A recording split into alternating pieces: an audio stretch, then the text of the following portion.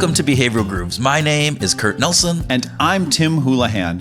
Behavioral Grooves is the podcast that shares great behavioral science research from psychologists, neuroscientists, mathematicians, sociologists, economists, and anthropologists, and how that research gets applied in the real world. It's also the podcast where we talk to business and nonprofit leaders about how they expertly apply behavioral science to their work.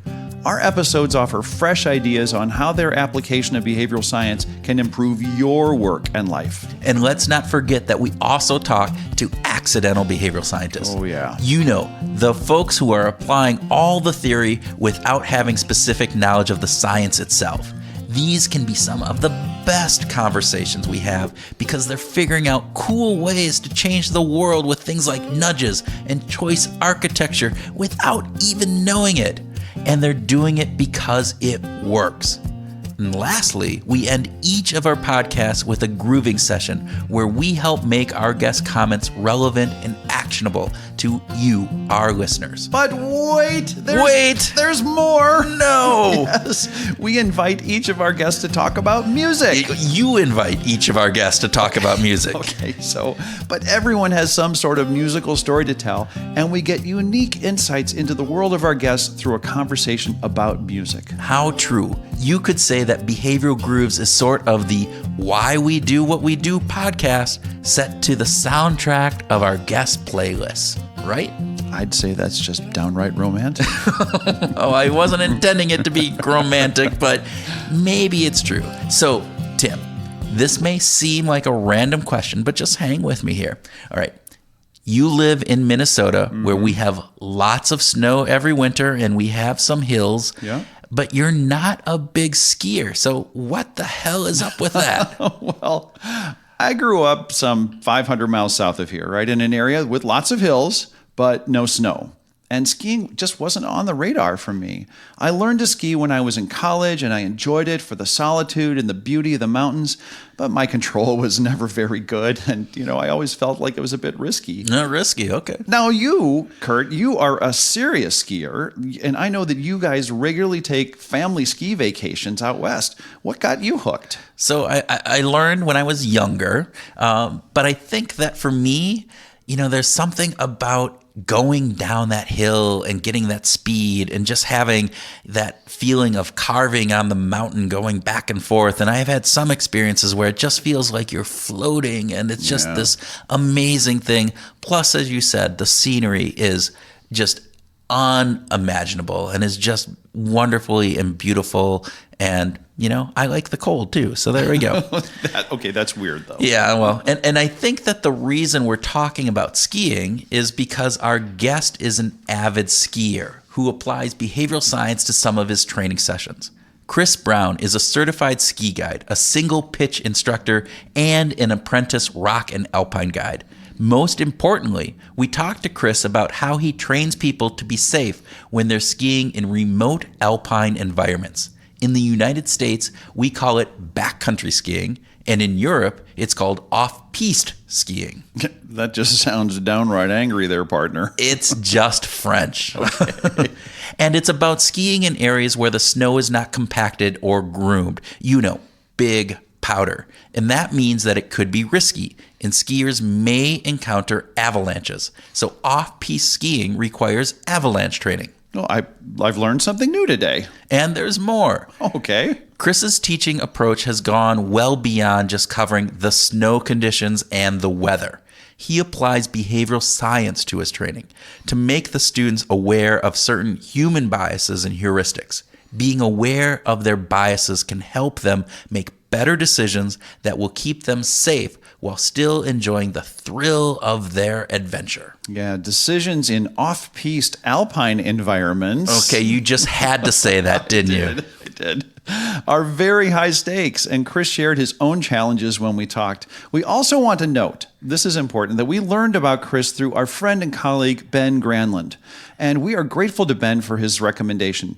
Now, it started with Ben taking an avalanche class from Chris, and he was blown away by the integration of alpine safety and behavioral science. So a special thank you to Ben for this recommendation. Thank you, Ben. And with that, we encourage you to sit back or to grab your skis and a fine alpine beverage and enjoy our conversation with Chris Brown.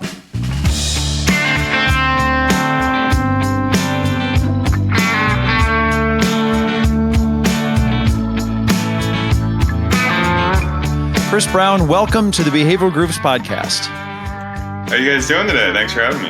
Yeah, we're doing great. We're doing great. Where are we talking to you from, by the way? I live in Salt Lake City in Utah. Heard of it once or twice. Heard of it, yeah. I've been there a few times too. Yeah, actually. All right, we're going to start with a speed round. We always start with a speed round. So, Tim, why don't you go? What's your preference, Chris? Coffee or tea? Depends the time of day. Oh, wow. Good answer. Okay. Answer. If you had to live life without a laptop or without a cell phone, which would it be? Cell phone. Oh.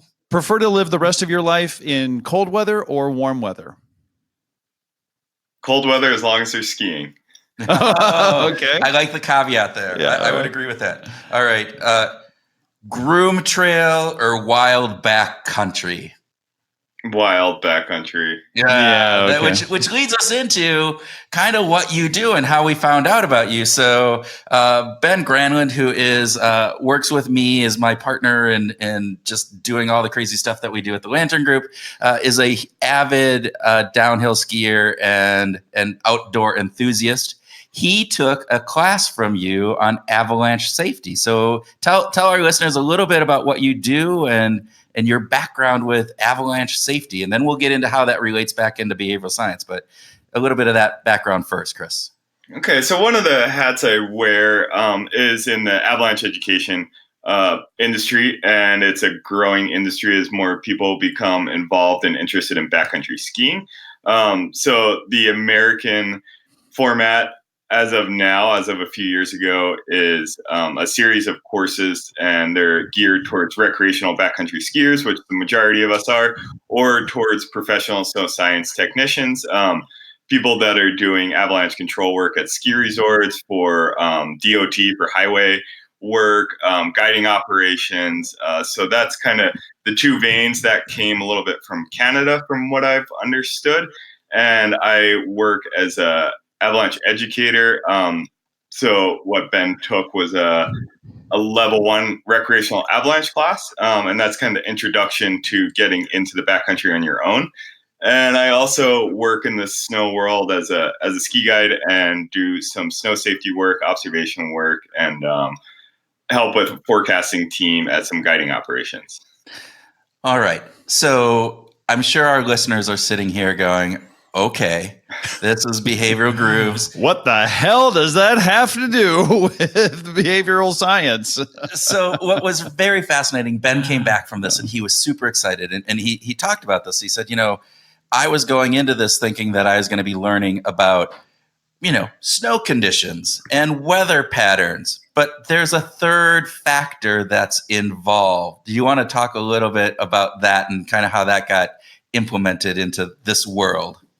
Yeah, so the larger factor I think that contributes to accidents and fatalities in the avalanche world is not necessarily the snow weather conditions. Those exist regardless of whether or not we're out there.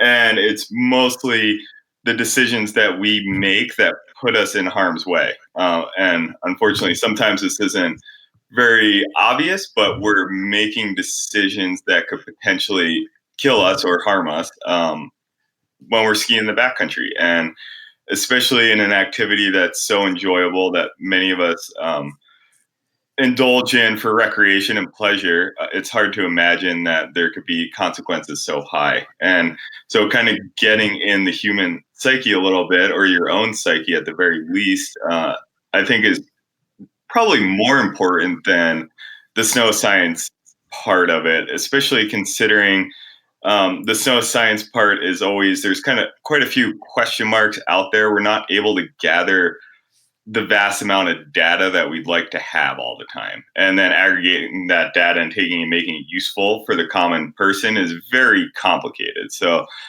most people come in thinking that, like, oh, the snowpack and the weather information, that's what I need to know. And it's like, yeah, that's the background, but we have professionals already kind of deciphering that information for us and packaging it for us. And these are the avalanche centers throughout the United States and Canada and Europe that kind of take all this data and aggregate and turn it into something that the recreational user can use. Okay. So that's taking care of all of that. And what we really need to do is watch how we use that information. And I think that's kind of what goes into the decision-making part of it. Go ahead. Yeah, this is the classic decision-making under uncertainty, then, isn't it? You only know so much about what the weather conditions are telling you, and then you have to decide whether or not what decisions you're going to make in order to stay alive.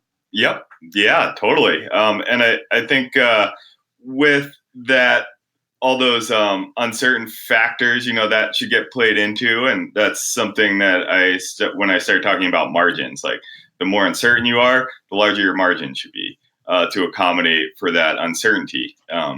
And you constantly have this data coming in, and actually, I think it's Phil Tetlock's book, Super Forecasting, is an excellent example, and he discussed how the most accurate forecasters aren't necessarily the most knowledgeable people in that field, but they're people that can change and update their idea of the world or their idea of the problem, whatever is going on with the new data that's coming in. So as opposed to kind of sticking to your idea when you go out, like, oh, I have uncertainty, but this is what I think is going on. All of a sudden, new data is constantly coming in, and really like adjusting and changing based on that new data is what makes people the most accurate forecasters. And to some extent, we're all forecasters in our lives. Right. And the problem is that we make an initial judgment and we don't update that information in our ongoing decision as we're going forward with the new data as it comes in. We're not very good at that. We have certain heuristics and various different things. So is that so when you're working with people on this, that's how you're training them. You're having them look at these kind of factors. Is that what you're doing? Yeah, trying to bring more awareness to it these days. I think, like Ben, most people come in not really thinking of that, not thinking that that's really the factor. And, kind of understanding yourself and your ego and what your personal heuristic traps are and what, you can fall into easily. I think being aware of those is really the first step to dealing with them. If you're totally ignorant and not aware of them, then we can't really manage them yet. But once we start becoming aware, like, oh, I usually make this mistake, or, like I usually fall into this trap, then all of a sudden that's at least a little bit lingering in the back of our mind as we go out. And, I think that awareness is really the first step. And then you can build on that, like how we manage them and how to deal with it on a daily basis. So how do you integrate some of this decision-making under uncertainty into your training classes?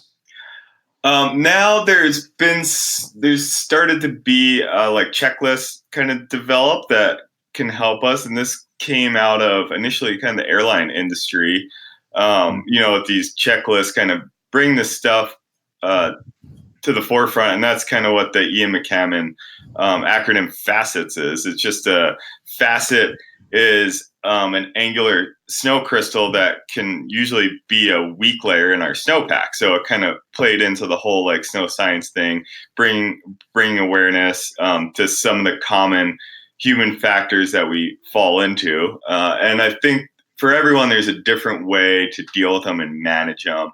I have one coworker that has that acronym actually like written on his glove. So like he's staring at it constantly.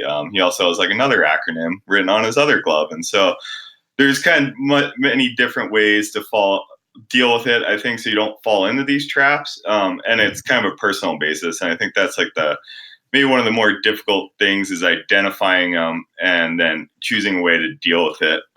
I think one of the things that gets in the way a lot is kind of our ego. And, instead of thinking of it as like a deficit or a weakness in us, just recognizing that it is what it is, and working with it. If we deny that like there's an issue, or no, I don't want to call it a problem because it's not necessarily a problem, but if we deny that we have like these flaws and things, it's just perpetuating a cycle that could get us in trouble as opposed to like really kind of identifying and owning it and not seeing it as like being a lesser person or being a lesser human or, not as smart. And so like kind of taking some of that ego out of it, I think is pretty important. Yeah, and just realizing we're human, and as humans, we have.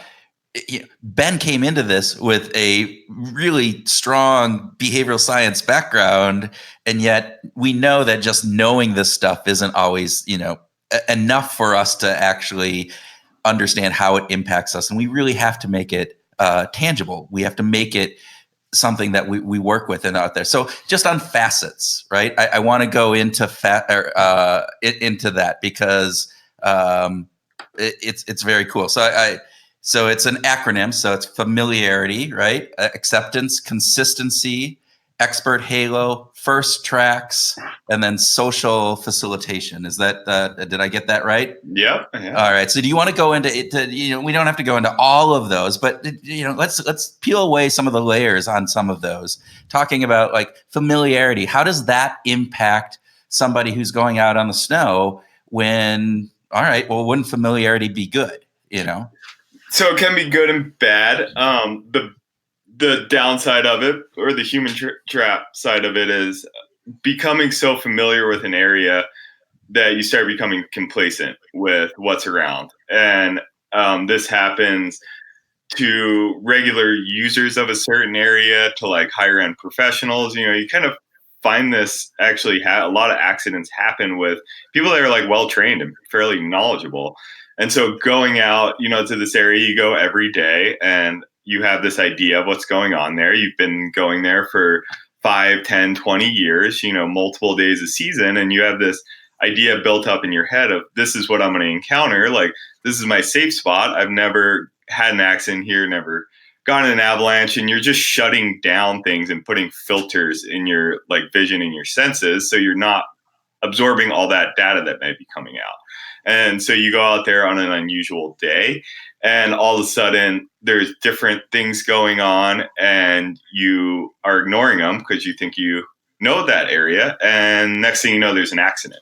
Yeah. This can be very common with like wind events. So like you normally have prevailing winds in a certain area. So let's say like coming from the west, a lot of places here. And so if you get an east wind event, that moves the problem to unsuspecting areas, and it's an uncommon wind event. So like that'll happen, and all of a sudden you'll see people go out and start getting into accidents. And they're like, well, we never have a chunk of snow that could potentially avalanche form in this area. So I'm going to ski there. Except, today I came out and something totally different is going on.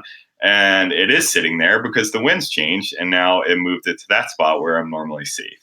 So because you're familiar, you don't even notice it because you're just going, oh, this is that every day. Like you said, I've been doing this place for 5, 10, 15 years. I've never experienced that. I don't need to even look for that because this is how it has always been. Yeah, you can kind of get into like autopilot mode. And I've caught myself doing this a number of times in multiple areas where I travel pretty regularly, and it starts scaring me pretty bad when I recognize it in myself and I'm walking uphill in the skin track and my brain is totally shut off. Yeah. I'm not even looking around. I know every turn, every, step so well that my brain is totally shut off. I'm not even like in the place that I'm walking in. It's just autopilot mode on the way up. And when I start realizing this, I'm like, you know what? I need to go somewhere else, or I need to like pay more attention here, because all of a sudden it like really scares me when I realize that like I'm not paying attention at all. Like I get hit by a truck right now and I wouldn't know because I don't expect a truck to be, in the mountains. It's kind of scary for me when I realize that one in particular. So how do you train to be aware of this familiarity bias, or this issue about familiarity?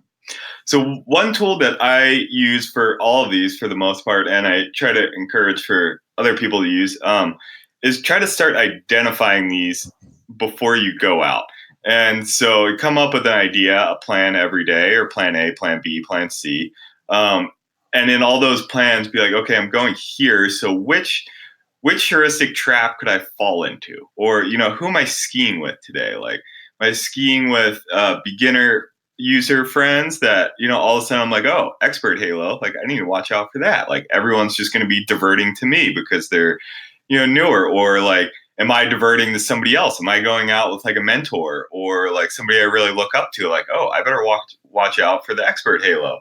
Or, like I go there every day. I better like be on my toes because I get really complacent there.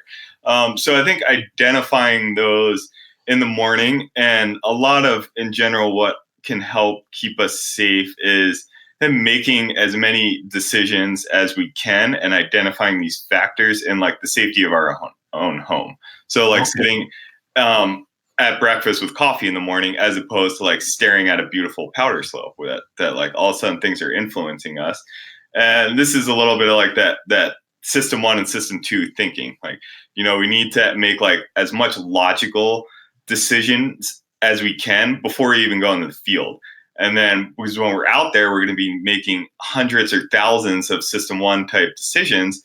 And we need to like limit those and make as many logical decisions so that we have that bandwidth when we're out there to make those smaller, simple, constant ones.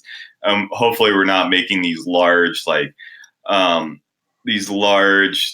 or death decisions out there when we're influenced by blue skies and a sunny powder slope. And so like identifying those, writing them down, taking a plan. I always have like a notebook in my pocket. I'm writing stuff down in that notebook before I leave. I'm writing stuff down during the day. Like even identifying maybe weather elements, or like, hey, it's a Saturday. There's going to be a lot of people out there. And so every day I leave with stuff written in my notebook. And one of those main things is like, what are the major risks today that like aren't necessarily related to skiing? And so a lot of days, like especially in the central Wasatch in Utah, that's like very busy. One of those things can be like, it's going to be busy. There's going to be lots of people around. And so like, yeah, there's not much of an avalanche danger, but there may be somebody above me all the time and they could trigger an avalanche on me. So like these little things to kind of keep aware as we go out, or like, hey, I'm going out with all new people with avalanche classes. A lot of times that's like, one of the risk management things I write down is like, I've never been out in the outdoors with these people. I don't know any of them. I don't know what they're dealing with. They don't know what I'm dealing with. So like, that's kind of a big risk going out, or like an unknown factor that could play into our day. And I think that's one of the key things. And like that came out of somewhat of the checklist system is, with airlines and the medical industry. And so it's like getting some of the stuff out before you're dealing with it in the field. Right. And like, double checking, triple checking, and get into the root of it before you're actually like in the element where, reaction time and stuff is maybe more important. All right. It's almost like you start with a pre-mortem. You sort of start with what things could go wrong today, and then you work from that, right? Yeah, I could say that's probably an accurate way to put it. All right. So you talked a little bit about familiarity, and you also brought in this expert halo component, right? So expert halo is this idea that you defer to somebody who you see as an expert. Is that the way that works? And you don't necessarily pay attention as much again because you're going, oh, they know what they're doing? Yeah, pretty much that's it. And this one I think is pretty interesting and fun to play with, because I'll go out with friends fairly often, and some friends are, other ski guides and professionals in the field. And we usually have this really good running dialogue of information sharing through the whole day. Other times I may go out with less experienced friends, very good skiers, snowboarders, strong skiers, but not as well versed, in decision making in the backcountry world maybe. And I'll find myself like asking them, I want an open discussion, like, hey, how do you feel about skiing this run? And a lot of times, the answer will be like, oh, great, it looks good, right? Like it looks good to you. And I'm like, yeah, it does look good, but I'm asking you because like, I want to know your real opinion. Like, give me a reason why we should ski this, other than like, because Chris just said it's okay. I want like a fact here, like, oh, we don't have wind loading, or we don't have this. And so I kind of find that one pretty interesting to play with. And it's usually more easily identifiable. I know a lot of times I leave in the morning and my wife will be like, make sure you don't have your guide halo on, like fall into that human trap. And I'm like, oh yeah, going out skiing with a couple guide buddies, and like all of a sudden we're all have our little halos on, and we're all just moving around, not even like thinking about what we're doing. It's good to have a partner that reminds you of your frailties. Yeah, yeah. That's my role with you, Tim. That is my role with you. Somebody's to remind you of your frailties. Somebody's got to do it, and vice versa. But there are none for you. So thank you. But that's not true. So what I find really interesting about this one, and I think this is true for all of these facets that you're talking about here, is that it doesn't just make a difference in avalanche training or skiing. These are life lessons, right? I mean, we often defer to an expert when really there's no reason to, or maybe that expert isn't giving the right information. So we discount our own intelligence and our own thoughts around these, whether it be safety in a work environment, whether it be making a decision on do we trust this research, all of those factors without actually taking that into account. Yeah, I think that's easy to fall into, and I like to hope I'm a lifetime learner and like a curious mind. I had probably the best professor teacher I've ever had in my life, and I think one of the main things I left from his course in college was not necessarily any facts or anything, but he was the first person I think that taught me how to think, not how to learn, not how to like regurgitate information, but to like pretty much always have that curious mind of like, oh, the world is round. Why do you just take that for granted? Like, have you ever seen it? Like, and just little things, like be curious about everything, question everything. Don't be that annoying person that's constantly like just nitpicking every little thing, but like question things. Be like, why is that the case? And that's what I encourage my partners to do, is like question almost everything I do. And if I can't give you a good answer to that, then it's probably not a good decision, really. Or there's not fact behind it. Like you should be able to back it up with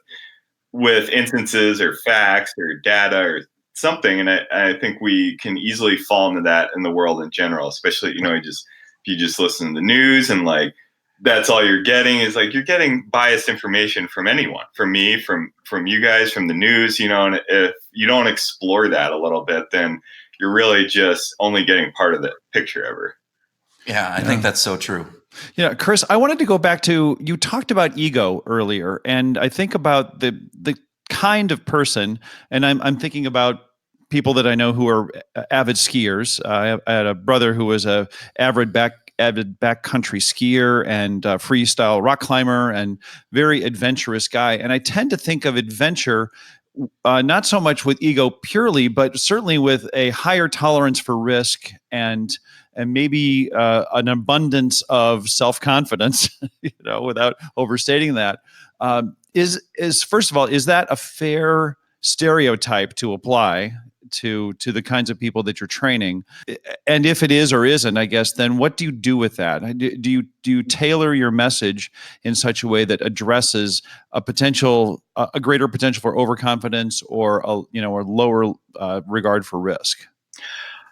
Yeah, that's a very interesting idea and question. I actually think my job title in reality would be risk management. In certain areas, I'm not in the ski industry. I had a good friend kind of bring this to light to me a number of years ago, but not really in the ski industry. I'm in the risk management industry. I'm not really in the alpine climbing industry. I'm in the risk management industry. That's just kind of the medium in which we're operating. But I can see that, and I think confidence and ego can be a little different, and making decisions off fact as opposed to just ego pushing through, I think is important. Trying to be able to separate those is really important. And that's, I think, what everyone battles with. I know I kind of battle with that to some extent. And I think the mountain environment especially is a good place to train yourself to get out of that kind of in a daily life. Because we all think we're pretty special, and the world revolves around us for the most part. Doesn't it? We're living in ourselves, and so the world does kind of revolve around us. And we forget to a lot of times that there's a lot more going on out there. And, until recently, like it was the earth and the world and the human race, like it was a very hostile environment. Yeah. And we've tried to conquer it and make it safe and, put barriers and safety nets everywhere. And we've done a pretty good job. And I think the mountains is a great place to like be reminded that, everything doesn't revolve around you. The mountains don't care about you. You can do everything right and still get killed in an instant. In the summer, I work quite a bit in the Tetons, alpine guiding, and you'll see rockfall throughout the year. Sometimes larger, sometimes smaller. And I think it's really good visually for people to see that sometimes when they're like, hey, what caused that rockfall? And you're like, sometimes it just happens. Like that's the mountains are moving, like things are falling apart slowly. Evolutionary change and geological time is right now. And when people see that, they're like, wait a minute, nothing caused that. So like, what if we were walking by there? And it's like, well, yeah, that could be a problem. Like we move through certain areas where we know this is a hazard quickly to reduce our exposure. And I think those are I've had a couple people at least kind of have that revelation of like looking around in mountain ranges, larger mountain ranges, or not that the Tetons is very large compared to some of the great ranges in the world, but it kind of humbles you and brings you back down. You're like, oh, I'm not actually that important, like I don't really matter that much. Like I could get crushed here right now by this place I love recreating in, and it's totally impartial. It has no feelings to it. It's not going to feel guilty. Like there's no consequences for the mountains for killing somebody. It happens. And I know there's certain times when I get into that kind of familiarity mindset, and all of a sudden I'm like, man, I'm kind of like getting a little cocky almost, like I'm getting a little comfortable, and I have certain areas that I go to like reset that, and they're larger areas, and I'll go out there alone or with very few people, and I look around and I'm like, well, this is big. Like this is big terrain. There's like large avalanche paths around me, and it really kind of resets me into being like, you know what, you don't really know that much. You're still learning. We're all just constantly learning.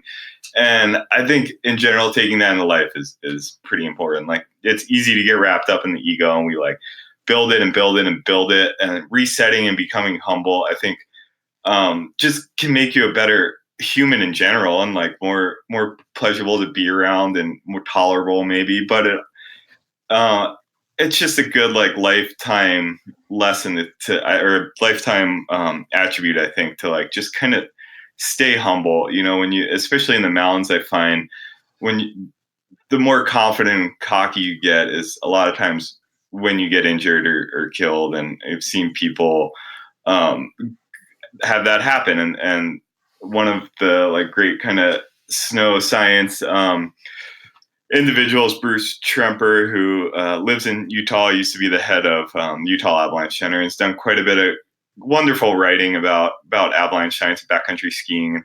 And so he kind of drew up, and I don't know if he came up with it or somebody else, but a kind of life cycle graph of a backcountry skier. And you take a level 1, your confidence kind of grows, and then something happens. You get in an accident, a friend gets in an accident, and like it plummets.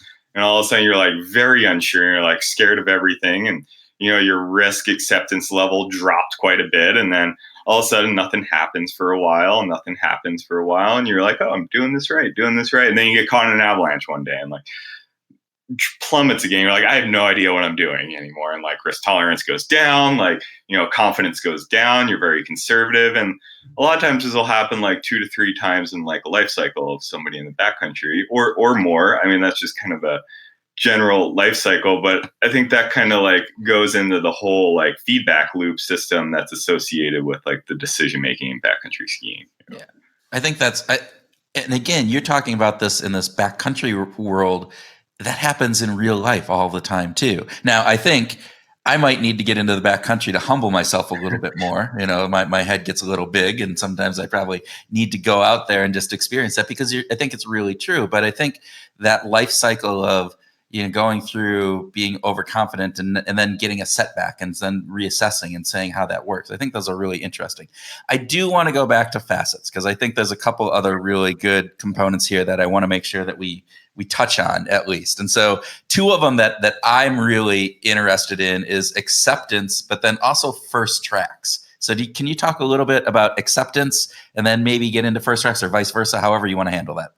Okay, so let's start with acceptance. I think of acceptance, and there can be a couple different ways to interpret any of these, but what I try to keep in mind with acceptance is like just accepting risk. And this definitely happens to me. I really enjoy skiing high risk, high consequence ski runs.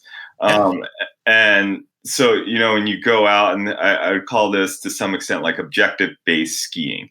And so you're going out in the morning with this big objective, like I'm going to go ski this big ski run and it's going to be awesome, and like that's kind of you're accepting risk already and kind of pigeonholing yourself a little bit before you're even out there. And so I kind of think, and acceptance can be taken a few different ways, but like you're just accepting this risk because you want something so bad, or because other people are with you and they're kind of playing into it of like, oh, this risk isn't that big of a deal. And, a lot of times I don't think anyone has probably really stood on top of a slope before, and a ski run, a slope, and been like, okay, if I drop into this right now, there's a 54% chance I'm going to die,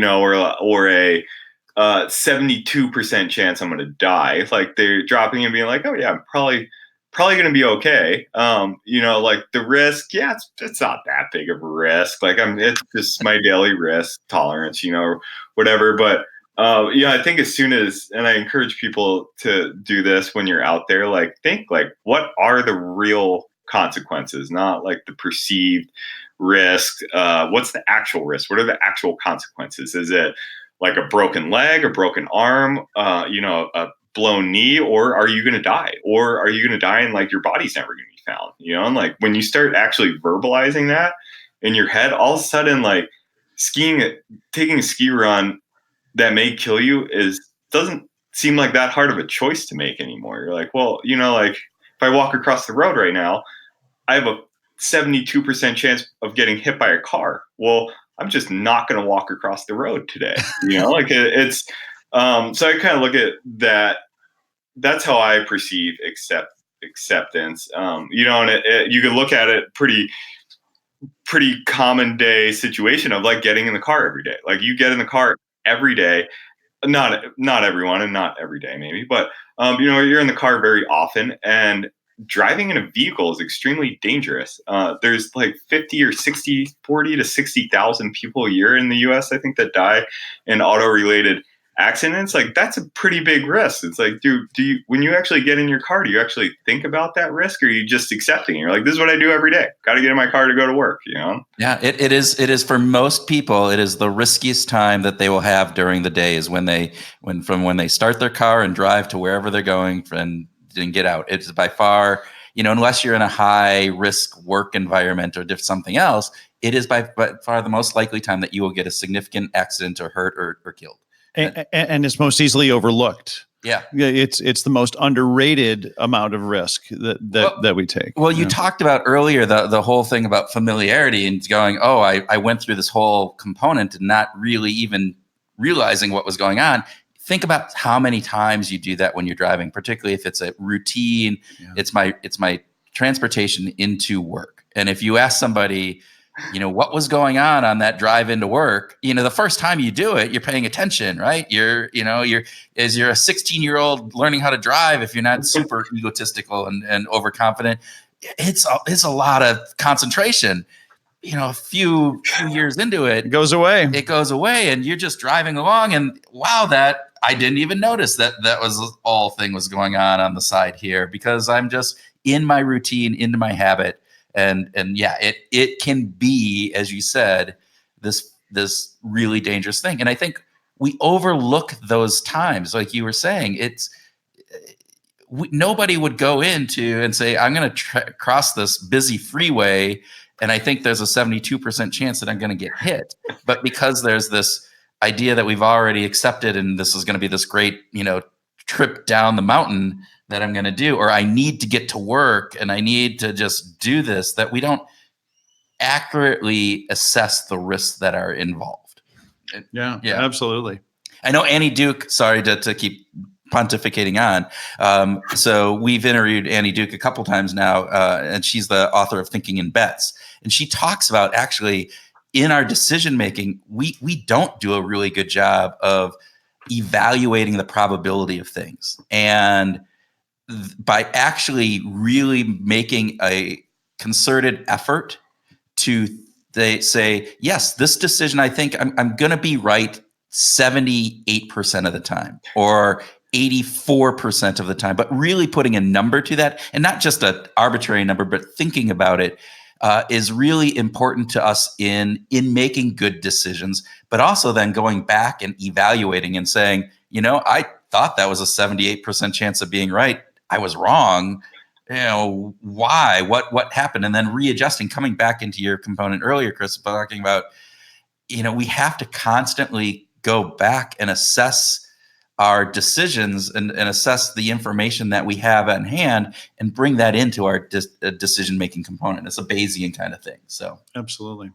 Sorry, I pontificated there, rabbit hole like we often do. So, all right, fresh tracks. Fresh tracks. Let's talk about, So fresh tracks, I think, plays into one thing. And I think one of the more common things for acceptance too can kind of play in the first tracks. A lot of people look at like acceptance as like being accepted, kind of. So like wanting to be recognized by your friends as being awesome or cool or like whatever that may be, which kind of can start to play into like where first tracks come in. And I think tracks in general is a more broader look at it. So you have first tracks. So like there's this fear of missing out kind of, or like. Wait, before we go there, first tracks for our non-skiing friends. What does first tracks mean? So skiing fresh, untracked powder is one of the best sensations in life, in my opinion. And it's a substantially different sensation than skiing tracked up snow. If it's good snow, you feel like you're flying through a cloud, more or less. Like that's maybe the closest comparison. And it's beautiful too. So, you look down and there's this blank canvas and you ski it and you look back up and you just put your mark on that canvas and it's there until the next snowstorm or until other people destroy it. And there's many enticing aspects of first tracks, depending on who it is, who the individual is that is looking for them. But in powder skiing, I would say it's probably one of the more desirable things to participate in or to indulge in, I should say. It's an indulgent activity, very much so. As all skiing is, we're not really, unfortunately, saving the world by skiing. It's very, very selfish, indulgent activity. It's a nice one. It's pleasant. But does that give a kind of frame of reference for kind of first tracks? I think that's a fantastic one. That's good. So like racing for first tracks. And I find myself, this kind of also can play into like scarcity, which is one of the other ones. And I call myself out multiple, like I'll literally verbalize it, say it out loud, be like, oh, scarcity. Like I'm walking up the skin track, I'm walking up the uphill way to get to the top of the ski run. And all of a sudden I see people coming off from the side or people behind me catching up to me. And I'm like, oh no, they're going to get the first tracks first. I need to hurry up. and all of a sudden, like your decision-making is just shut down. Like you're just, I need to beat them and drop in before them. And so like, you kind of shut off to like all that information that's coming in. You're just ignoring it. And like, now you're making a decision based on the person behind you getting those first tracks before you. And that kind of goes into the scarcity thing of like, fresh snow and fresh powder is a limited resource, and it's becoming more and more limited, I'd say, with like kind of our different weather patterns and changing weather patterns. And so any limited resource has a high value. So like fresh snow and in the backcountry skiing world has a pretty high value that kind of starts influencing you. And like all of a sudden when you think that it's all going to go away, it kind of entices you and starts giving you the wrong reasons to make that decision. And then that kind of goes into just tracks in general. So something that's common for people to think is, if there's tracks on that slope, then it must be safe to ski. So somebody else skied it, or so and so skied it, and so it's safe. They skied it, and there's no avalanche, right? And that's like a huge myth, and it gets a lot of people in trouble because the first skier, the fifth skier, the 30th skier, the 200th skier on that slope could be the one that finds the trigger point or the sweet spot that causes an avalanche. And so a lot of people kind of make that decision, and like myself included, I've fallen into all of these traps multiple times, lots of times, and you see those tracks and you're like, oh, well, so and so skied it, or that must mean it's safe, so I'm gonna go ski it. And it's like, okay, was that a fact-based decision, or is that like more of a just like kind of intuition, be like, oh yeah, it must be safe? Like that's more in the intuition field, which can be good sometimes, but and actually the most deadly avalanche problem and the hardest one to predict and forecast and know when it's going to happen is the avalanche problem that happens when the 5th, the 20th skier skis on the slope. It's usually not the first skier. And that's what's even more scary, is these are the larger avalanches that usually kill people. I look at them as, for the most part, unsurvivable, and it's like a problem I don't mess with. There's a number of like different avalanche problems. Some of them, for me, I'm comfortable managing. There's a few type: persistent slab and deep slab instabilities that like I don't mess with, and those are the ones where the 5th, 10th, 20th skier hasn't sewed in 2 weeks, and somebody triggers a large avalanche, and so the kind of tracks thing can play into that pretty bad. With all the training that you've had, you've also had a lot of experience in the field. Have you ever been in an avalanche? Yes. Been in a few avalanches, and I've been very, very fortunate to not have been majorly injured or killed. And it's a pretty, I'm sure you guys are familiar with the term like wicked learning environment. Yeah. So I would say we operate in a wicked learning environment. And unfortunately, a lot of people that have been caught in an avalanche didn't get to learn from that experience. I find that, not that I'm glad I was in them or would condone getting in an avalanche, but I've learned the most probably from those incidents and those accidents. And I think that's another kind of mindset to keep, is like just continued learning, like get better, learn from your mistakes. Don't be ashamed of them. There used to be a stigma kind of in the industry of like, oh, if you've been in an avalanche, you don't know what you're doing.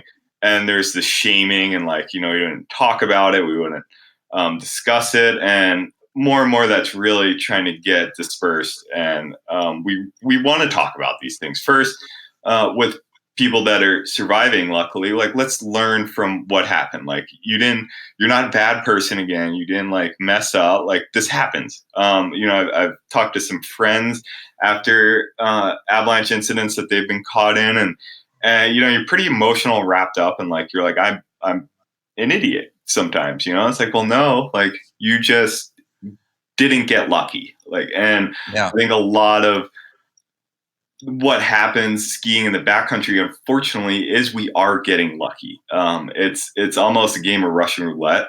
It is, and we get lucky a lot.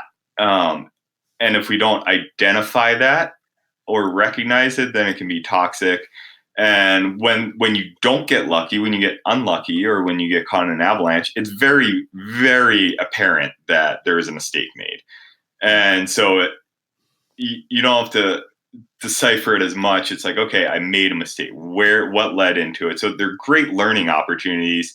And I think like something that we promote and try to do is like debriefing. Not only like debriefing an accident, like let's talk about it. Like now we're starting to see, there's issues with PTSD in these incidents and like, long-term psychological issues that can be related to accidents. And I mean, that's been known for quite a while in other industries and other areas. But even just like when you don't get in an accident, like I think almost every single ski run I take, I try to at the bottom of the ski run be like, hey, was that a good decision or did I just get away with it?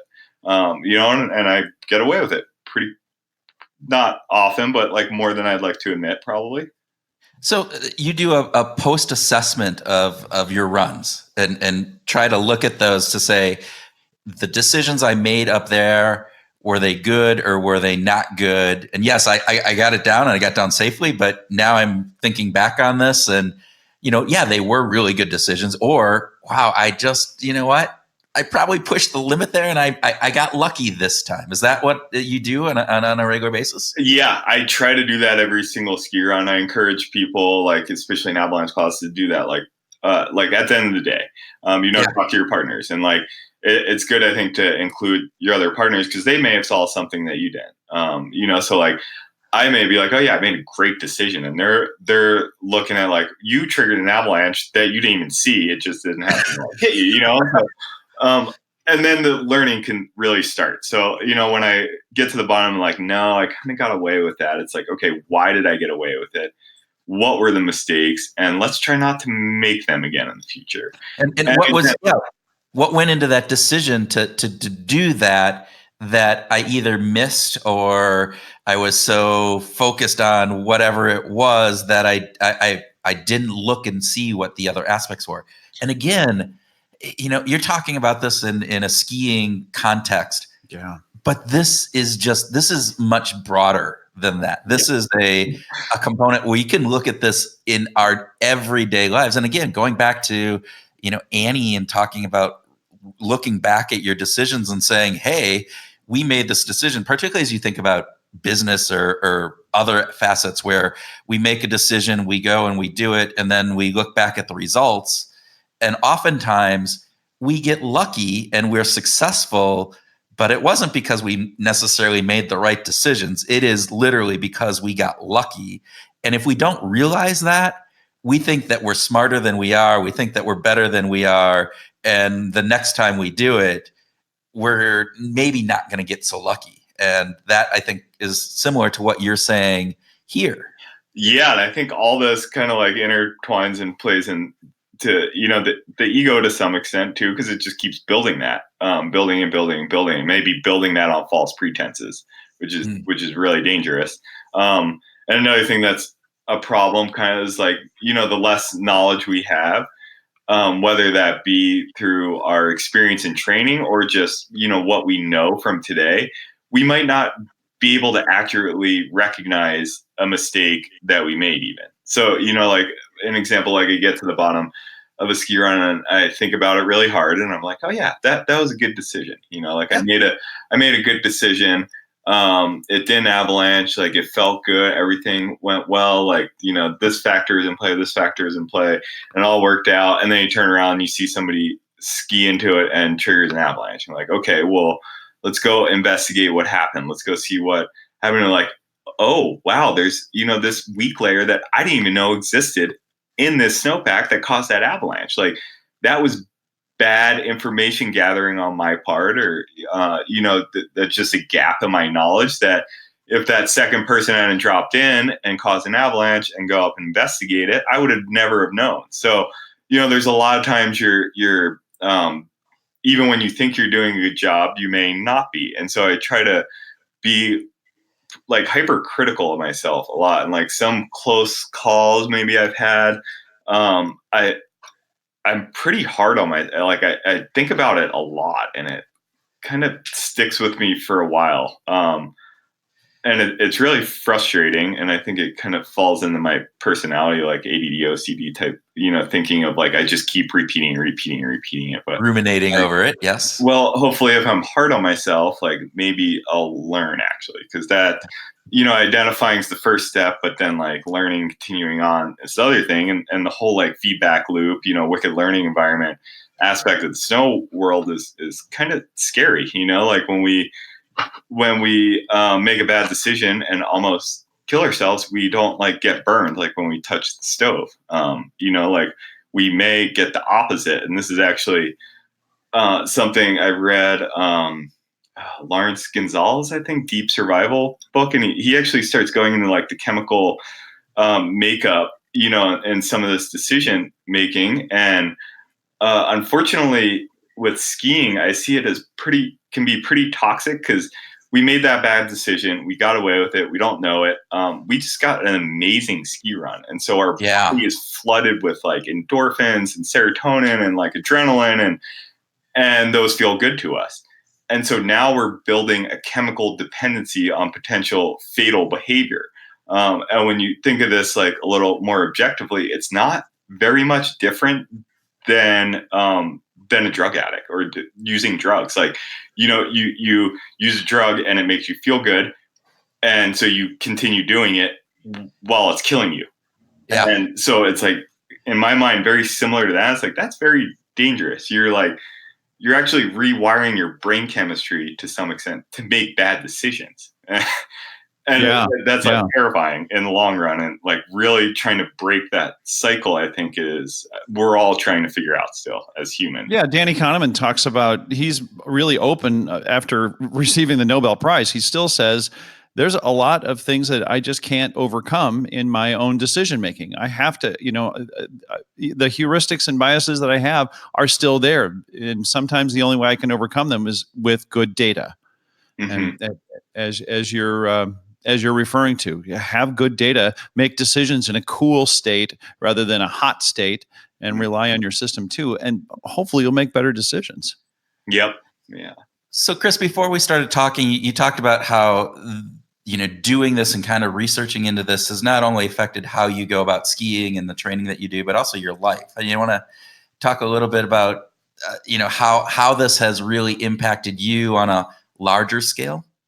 You're smiling. Yeah, I just put him on the spot. That's not the intent here. So I don't know. Tough on the put words to, because it's just ingrained. Now everything I do feels like a decision-making process to some extent. And it is as unconscious thought as it used to be, or unconscious movements. A lot of simple things have become much more scheduled. I don't know if that's the right word, but it just goes into like, I'm just going to the store that's a mile away. I'm going to put my seatbelt on, like it's just those little, it's like, okay, well, if I don't, I'm driving a car that's dangerous. I'm going to the grocery store. It feels safe. It's just down the street. Most accidents happen within so many miles of your house. Like, this is actually when I'm probably more likely to get in a car accident. So why would I not put my seatbelt on for the 5-minute ride, but I do for the 2-hour ride? Or just like moving around outside, like kind of just looking where I step. Maybe some of this comes from working in the mountains in the summer too, where like consciously walking, not just, on autopilot, like moving down the sidewalk or the road, like being like, okay, I'm constantly making decisions. Let's take the filter off a little bit and let's try to make some of these decisions a little bit more intentionally, as opposed to just erratic. Even just like cooking dinner, it's like, okay, before I start cooking, let's think of like, how is this going to play out in the long? Like, I don't want to just start chopping this and throwing that in the pan, or like it's not going to be ready at the same time or something. There's just lots of little things that kind of just it just gave me like a whole different perspective on life, I think, slowly. Just worldview wise, and then just like analyzing other decisions in totally unrelated fields, like how did that politician get to there? So, like just kind of analyze like the background behind where something is now and how it's ended up there. That decision tree, that like one decision leads to these other opportunities, and then what decision made from there when they could have done a different option, and how that leads through. And I think that's a really good way of looking, because as you said, I love the idea that, wow, we operate on autopilot so much, and we do it for a reason, right? I mean, our brain take a lot of energy, and the more we can put it on autopilot, the less energy we have to use, and so we're energy conscious as a species, right? That's how we evolved. So, but sometimes it's that system one thinking, that habitual thinking, where we are on autopilot, where that decision isn't always the most optimal. And so, again, not saying that we have to make, is this single step a good step and the next step a good step, right? We can't do that. We would be stymied in our life. But there are times when we do need to stop. We do need to say, I need to think about this. I need to think about the implications of this decision moving forward, and what that's going to then open up to in the next, and think, a couple steps down the line. And so I think it's a good way of approaching our life. Well, I just want to say, Chris, I love you living. It's inspirational to me to hear you talk about being so intentional about things. And yeah, there is a certain drag, as Kurt said, there's a certain amount of effort and energy that gets expended, right, in our heads. But I think we also benefit from being aware rather than just going through life on autopilot, right? I mean, we actually get more out of life with more intentionality. So bravo to you, man. Thanks. Yeah. I like to think, especially in this world, in our age, like there's so much that has diverted to that. Like we're moving so fast, and we have so much information coming in, and we need to ignore so much information just to get through the day. And, watching children operate is like one way to like see an alternative. Like all that information is new. They're not filtering all of it out. And this is, again, like something I tell people over and over and over again in Avalanche classes and friends, and like, just slow down. Slow down. You make better decisions. You see more. You hopefully enjoy life more. And like, just try to like step out of our modern like rat race. And that's that question earlier, like, would you rather have a cell phone or a computer? And like, it's like, well, a cell phone detaches me a little more. I feel like I use computers more to gather data, and cell phones more to like waste time almost, or something. Uh-huh. And I think that's just important to like slow down, and then start differentiating and like recognizing like, when do I need to slow down, and when is it less important or unimportant. And it's like, hey, this is like potentially an important part of my life, or my day, or my career, or this relationship. Like, let's slow it down a little bit. Trying to make better decisions before I do something that can't be undone. And I'm by no means good at this. Like, I'm constant learner, but I try. And I'd like to, have that more ingrained. But like you guys said, like, we only have so much bandwidth. We can only. Well, right. And Danny Kahneman, Nobel laureate in this, says exactly, he's constantly, he knows this probably better than most of us. Yeah. And he still is doing this. So it is a constant learning, constant component. Yeah. And it looks like Tim is getting itchy to talk about one of his favorite topics. So one of the things I'm curious about is, with all of this preparation and intentionality in your skiing, and I know that you love music, do you like to listen to music when you're skiing or not? I do like to. I don't very often. And why is that? I am reducing one of my senses. Yes. Yeah. Yeah.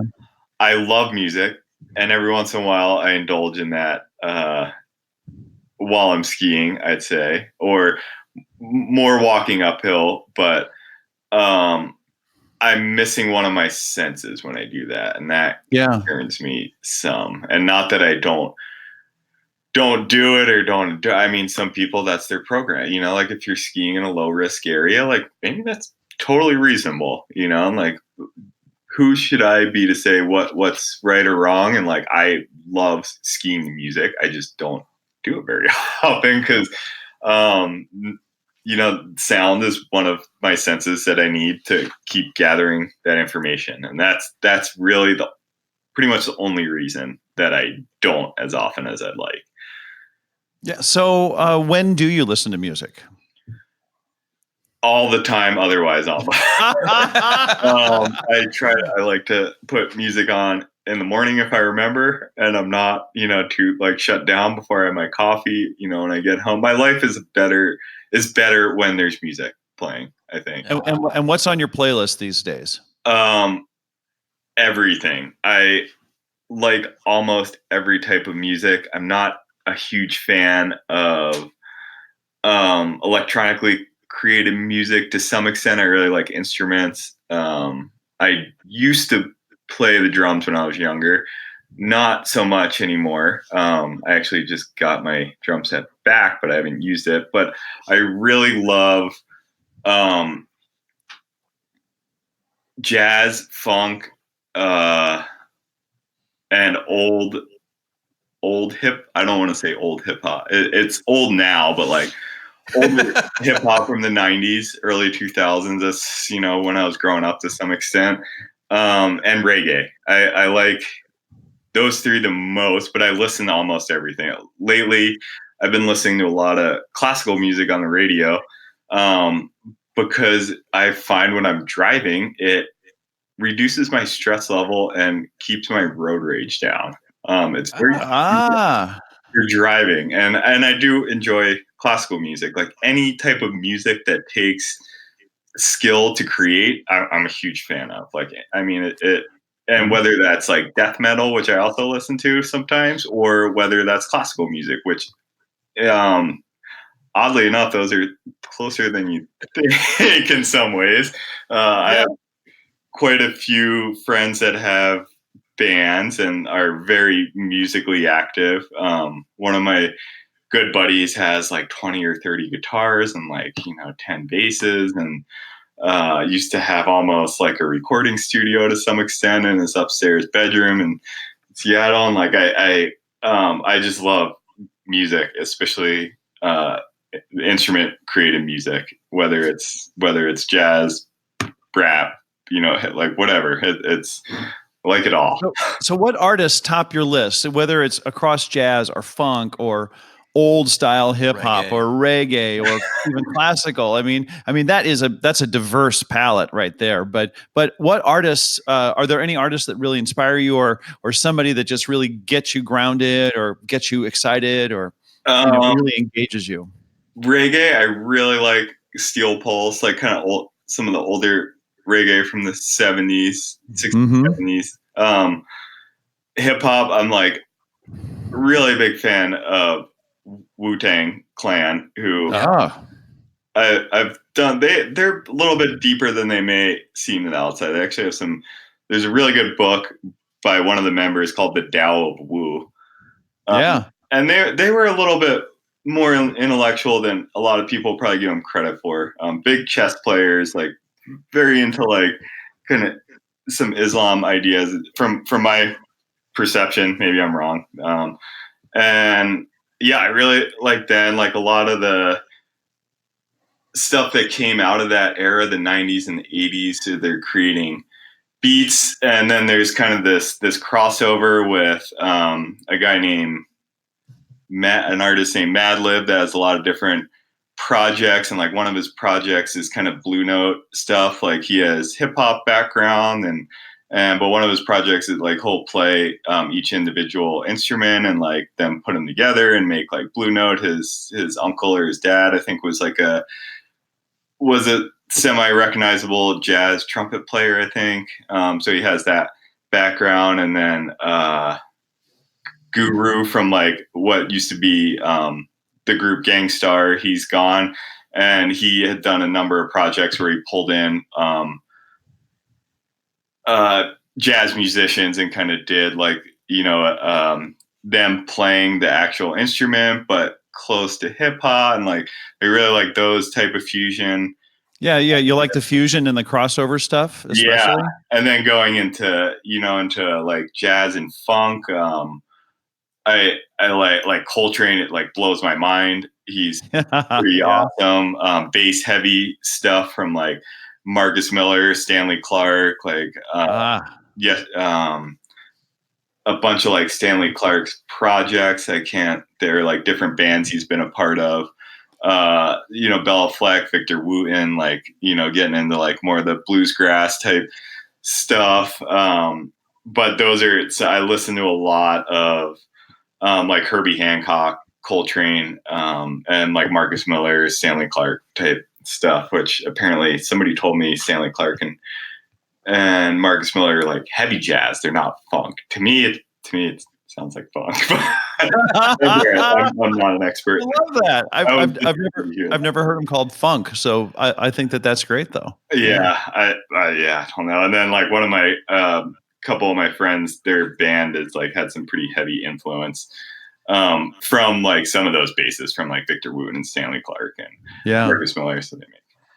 Well, Chris, this has been absolutely insightful, fun, fantastic. So I just want to say thank you. Yes. And thank you. I just want to commend you on the work that you're doing. And you said skiing itself, it doesn't do it, but you're actually doing some work that is helping people stay safe and stay alive. So commend you very, very much for that. Well, thank you both for having me, and as well as bringing some awareness to kind of decision-making, behavioral sciences. I think that's really important. And, it's important in every aspect of life, every field. You can apply these things to any field, any career, any, problem in life, really. And I'm really glad there's people like you out there bringing some more awareness to these ideas. Groove it. Here we go. Welcome to our grooving session, where Tim and I groove on what we learned from our Behavioral Grooves interview, have a free-flowing discussion, and whatever else comes into our big powder minds. Yes, big powder. Big powder. I love big powder. I know you do. I know. And why don't you love big powder? I want you to love big powder. Well, it's hard to hike through.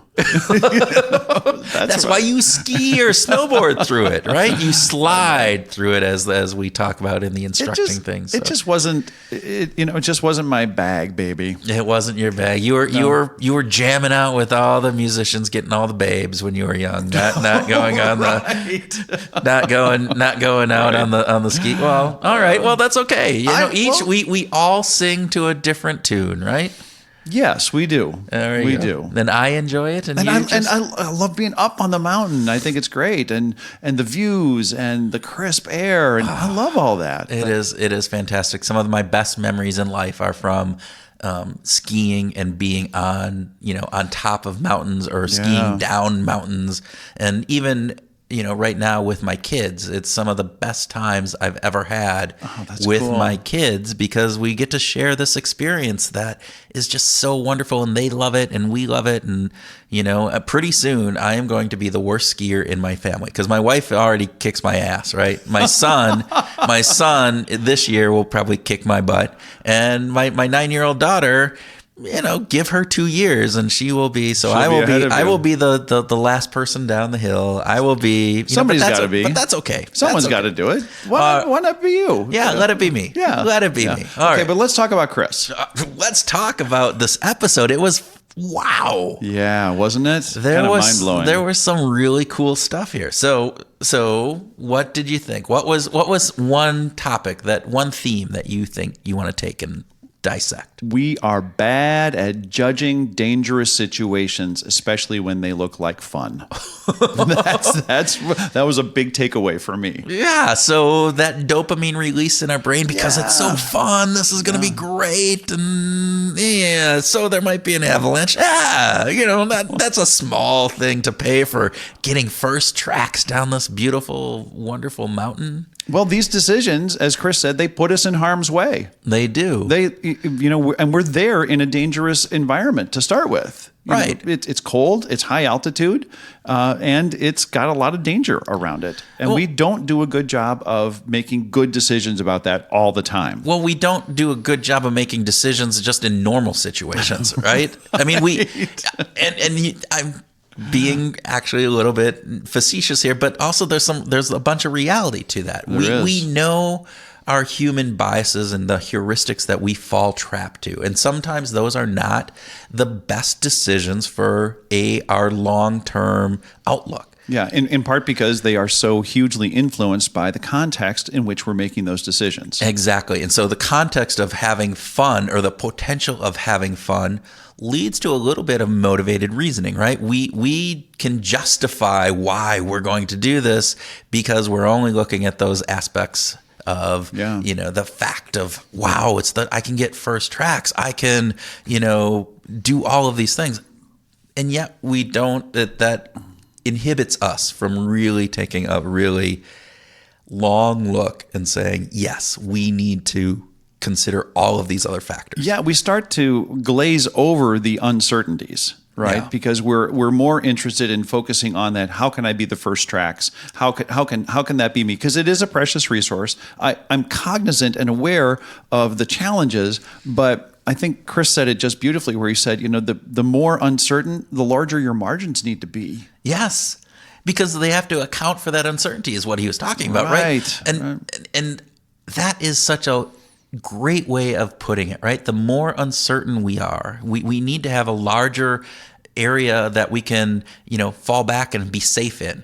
So think of, this is true in business every day. It's right? true in business all of the time. The more uncertain we are, we need to make sure that we have those margins to be able to compensate for when that uncertainty, plays out. It goes back to, one of the people we always bring back up, but Annie Duke, and talking about probabilities. Well, if we're 90% sure that this is going to succeed, all right, those margins then, aren't quite as big. If we're only 60% sure, then we better have some bigger margins on that, right? Good leaders take this into consideration. I've seen a variety of different companies in strategic planning processes where they talk about, they're starting to have these conversations about weighting probabilities of how likely is this and how likely is that. And unless you've got a lot of eggs in the basket with, if you've got a handful of things that are low probability, you better have a lot of eggs in the basket. You better have a lot of things that you're trying, because if you only have one or two low probability things, there's a good chance of failure overall. Right. And I think that's really important. The fun part too is also interesting in our own personal lives, right? It isn't just about skiing.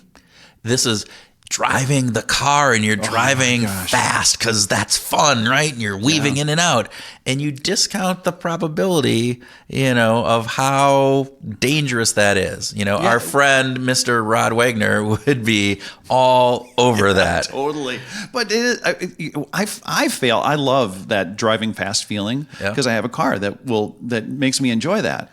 But I'm not always thinking about all the other drivers on the road and the conditions. And that's part of the context. That is part of the context. And, one of the things that I try to do is I try to think, well, what if this was my mother driving in front of me? Really? Do you say that? I have one time, particularly when they're driving really slow and crazy, and you're trying to just get around them, and you're doing some things that maybe not as safe as you should be, and you get mad. So how does that inform you then? If you're envisioning your mother in front of you. Because I'm envisioning my mother, and I'm going, you know what? If I pull out and steer right in front of her and cut her off, that would not be safe for her. Yeah, that would freak her out. That would freak her out, and it would be bad. And so then I have to take into account, all right, so my actions and their impact on other people. And that is something we don't always do. No, right? We don't. All right. Okay, what else? What struck you, Kurt? Autopilot and habit formation lower our attention to risk. So we're talking about driving cars, right? It's that driving to and from work every day, and we just go on autopilot. We don't think about it. But we need to. To some degree, we have to have habits to lower our cognitive load. And this is the big struggle for me in this topic, is that our brains need to feel like we have habits so that we don't have to think about every damn thing so much, every moment of the day. Right, but sometimes we have to make sure that those autopilot, those habits aren't in things that can get us killed. Right? Or cause That's a serious crazy idea. or cause serious damage to us or to the organization or to others. Yeah. And too often we're not cognizant of that. We just fall into these habits and autopilot routines, and we're not specifically saying, yes, I should be on autopilot when I'm driving to work. It just happens. Being on autopilot about brushing your teeth every night, yes, damn it, you shouldn't have to think about that. You should just do it. It should just be habit. Just make it a habit. Yeah. Driving, which is, very dangerous, shouldn't be there. Making decisions from an organizational perspective. It's good that we've done year over year or month or week after week, and we just get into this habit. But sometimes those decisions have a bigger potential harm or outcome than others. And so it's good to stop and do the premortem, right? Yes. To bring in Annie's work, right? Do the premortem. Actually think about what might go wrong and what will happen if things go wrong. Think about the consequences of things in order to change the process up front. Right.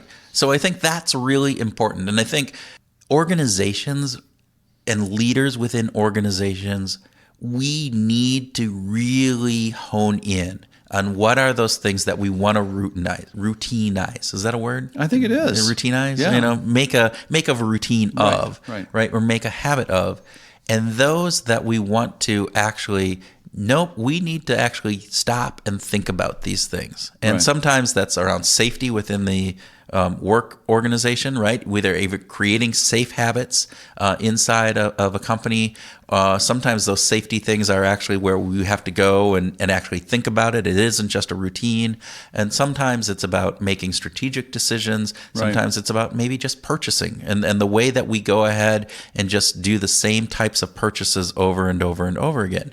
Maybe we need to stop. Maybe we need to really address that. Rethink, re-examine. And I think I've seen companies that have physically dangerous work environments are good at building habits and building structures around keeping people safe in general. Right. But there could also be more safety, so to speak, around strategic planning and around how we're going to be using our resources and where should our investments be and how do we want to coach the team. This is the way I've always done it isn't always a good answer to this is how I give feedback to people on my team. Yeah. Maybe it's time to think about, are there better ways of doing this? What's the risk factor? How much margin do I need on this? Very good. Things like that. Very good. So one other thing I wanted to talk about, and you wanted to talk about this. I wanted to talk about this. I know you wanted to talk about it. We talked about this before we talked, right? Here we go. Intentionality and the application of behavioral science and how that intentionality, which we're just talking about here, really makes a difference. And the piece that was interesting to me was Chris brought up that he got interested in behavioral science because of this avalanche training and, looking in some of that research and doing that. But he's also now applying it to other parts of his life. So this isn't about how you just apply behavioral science to one small sliver of your world. It's about being intentional and saying, let's apply this to all aspects of our world. Right. I love how he talked about, he carries a notebook with him, right, when he skis. And so he has the ski notebook that reminds him of, this is what I saw. I get to the end of the run, I get to the end of the day, whatever frequency he's doing it. But he makes these notes so that the next time he goes out, he's grabbing his notebook and here's the things that he observed during his last run. Right. There's a trigger. right? It's Yeah. a trigger mechanism for him. And so he has the notebook, he's making notes on it. It's also a reminder for him. So when he's going and writing the new things on this day, there's probably going through some of the old stuff, right? Another thing that it was this professor who talked about learn how to think, not how to learn, something like that. Yeah, one of his college professors. Yes. Yeah. And I think that's a really interesting way of thinking about how we should go about our lives, right? Or could go about our lives if we're being intentional. If we're being intentional, it's not learning to do something because that's what we need to learn. It's about learning to think, to make sure that we're thinking about this and making the right decisions. Right. And so understanding how behavioral science can help us think better. Yeah, agreed. I don't know exactly where this falls in, but I just have to mention this line that we both just really took to. It's when Chris was saying the mountains don't care. I don't know exactly where that fits in, but I just have to mention that because that was a great idea, a great concept. Well, we put these thoughts out there that, hey, the world is, we're in a context and things are going to happen because of, other factors outside of us. Somebody's going to come in and save, something's going to happen, but in reality. Or I'm a good skier. I know this mountain. Yeah. The mountain's going to take care of me. I take care of the mountain. Right. No, the mountain doesn't care. Right. The mountain doesn't give a shit about you. The mountain has been here for millions of years. It's going to be here for millions more. Way beyond me. Way beyond any of us insignificant little creatures that are skiing down its face. And so, but we think about that in the reality of the real world too, like outside of the fun that we have from skiing. How many times does, the economy doesn't care about us? Exactly. We might be anticipating the economy is going to keep going up. And in fact, we hit in a depression, right? That's right. It doesn't care about us. Going back to this driving analogy, right? The driving on a snowy road, the snowy road doesn't care about you. That's right. The snow doesn't care. The snow doesn't care. The road doesn't care. There's a bunch of things that don't really care. And we have to take that into consideration in how we approach those things and how we make the decision to, how are we going to drive on that snowy road? How are we going to, make our investments in the economy because there's risk and we want to cover our margin. We need to get a bigger margin when that risk is there. But we sometimes don't think that there's a risk, and sometimes there's a lot more risk. Yeah. So, okay, boys and girls, is it time for music? Yes, definitely. So Chris had really some really cool thoughts about music. First of all, he mentioned some bands that you like. Oh yeah, which he's a good guy. Yeah, I know, which was kind of fun. But he said when he's out on the slopes, he does not listen to music. It detracts. It occupies one of his senses. It occupies one of his senses that he could be using for paying attention to potential avalanches. Right. So, when you were skiing, do you listen to music? So, some of the best moments on a mountain that I've had have been when I've been skiing alone and have my music playing. Okay. And you feel this sense of, again, the music is adding a different context to actually being out in this beautiful scenery and feeling the weight of gravity pulling you down, and you're getting into that groove. And sometimes you go with the groove as you're turning to the beat of the music, and it's just floating and wonderful and magic. Now, to Chris's point, I will not have music on if I'm in a terrain where I am pushing it to the limit. It is mostly on groom trails that I feel really comfortable with, and it's not too crowded, particularly if it's crowded, because those are the times where you need to hear that idiot coming behind you that is going to crash into you. What if that was your mom? Well, my mom skiing there's an image that's not what I would ever think of, So there. So are there things that you do where you just don't, outside of work, which we've talked about a lot, but where you wouldn't listen to music because it detracts from maybe some safety concerns, like in a car? Well, I do listen to music in the car. I do. Yeah. So, but Chris's comment got me thinking about that. Yeah. It got me thinking that I never play it really loud. Okay. I'll say that. And in fact, I noticed this especially when I finished my last record and went to pick up my daughter. At the time she was in college, and I said, I got the first master CD, and she's like, let's put it in. And I put it in the car CD, and we turn it on, and it was just the volume that I play music at. And it wasn't that loud. Yeah. And she's like, turn it up, Dad. Turn it up. Yeah.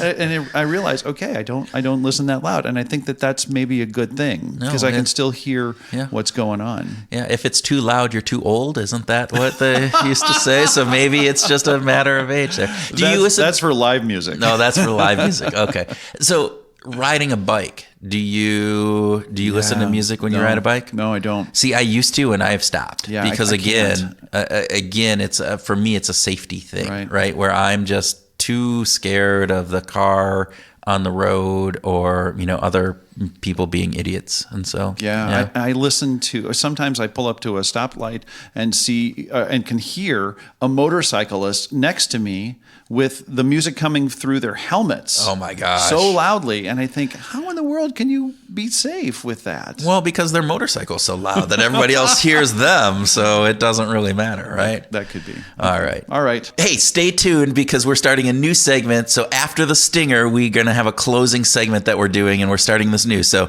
stay tuned, guys.